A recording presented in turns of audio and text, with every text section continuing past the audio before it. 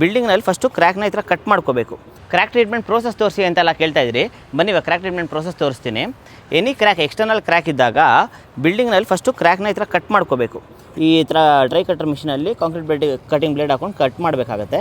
Crack cut ಮಾಡಿದಾಗ ನೋಡಿ ಒಳಗಡೆ ಕ್ರ್ಯಾಕ್ ನೀಟಾಗಿ ಎಕ್ಸ್ಪೋಸ್ ಆಗುತ್ತೆ. ಆ ಥರ ಅಲ್ಲಿ ನೋಡಿ ಇಲ್ಲಿ ಕ್ರ್ಯಾಕ್ ಎಕ್ಸ್ಪೋಸ್ ಆಗಿದೆಯಲ್ಲ, ಆ ಥರ ಕ್ರ್ಯಾಕ್ ಎಕ್ಸ್ಪೋಸ್ ಆಗುತ್ತೆ.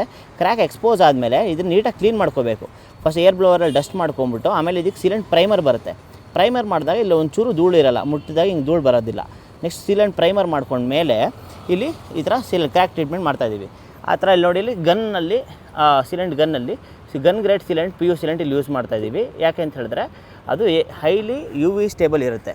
UV ಸ್ಟೇಬಲ್ ಅರ್ಥ ಏನು ಅಂತ ಹೇಳಿದ್ರೆ ನಮ್ಮ ಸನ್ಲೈಟಿಗೆ ಅದು ಡಿಗ್ರೇಡ್ ಆಗೋಲ್ಲ ಅಥವಾ ಬ್ರಿಟಲ್ ಆಗೋಲ್ಲ ಅಂತ ಅರ್ಥ. ಆಮೇಲೆ ವಿನಾಸ್ ಏನು ಕಟ್ ಮಾಡಿರ್ತೀವಲ್ಲ ಅದ್ರ ಒಳಗಡೆ ಕೊಟ್ಬಿಟ್ಟು ಒಳಗಡೆ ಆದಮೇಲೆ ಸೋಪ್ ವಾಟರಲ್ಲಿ ಮೇಲ್ಗಡೆ ಅದನ್ನು ಸ್ಮಿಯರ್ ಮಾಡಬೇಕು. ಸೊ ಒಳಗೆ ನೀಟಾಗಿ ಪ್ಯಾಕ್ ಆಗೋ ಥರ. ಅದು ಮುಂಚೆನೇ ಸೋಪ್ ವಾಟರಲ್ಲಿ ಹಾಕೊಂಡು ಮಾಡಬಾರ್ದು. ಅದಾದಾಗ ಏನಾಗುತ್ತೆ, ನೆಕ್ಸ್ಟ್ ಫ್ಯೂಚರಲ್ಲಿ ಕ್ರ್ಯಾಕ್ ಬ್ರಿಡ್ಜಿಂಗ್ ಏನು ಎಬಿಲಿಟಿ ಎನ್ಹಾನ್ಸ್ ಆಗುತ್ತೆ. ಅಂದರೆ ಕ್ರ್ಯಾಕ್ ಓಪನ್ ಕ್ಲೋಸ್ ಆದಾಗ ಸೀಲೆಂಟ್ ಅದ್ರ ಜೊತೆ ಎಕ್ಸ್ಪ್ಯಾಂಡ್ ಟು ಕ್ಲೋಸ್ ಆಗಿಬಿಟ್ಟು ನಮ್ಮ ಎಕ್ಸ್ಟರ್ನಲ್ ಎಲಿಮೆಂಟ್ಸ್ಗೆ, ವಾಟರ್ಗೆ, ಏರ್ಗೆ ಒಳಗೆ ಬರಲಿಲ್ದಂಗೆ ಅದು ತಡೆಯುತ್ತೆ.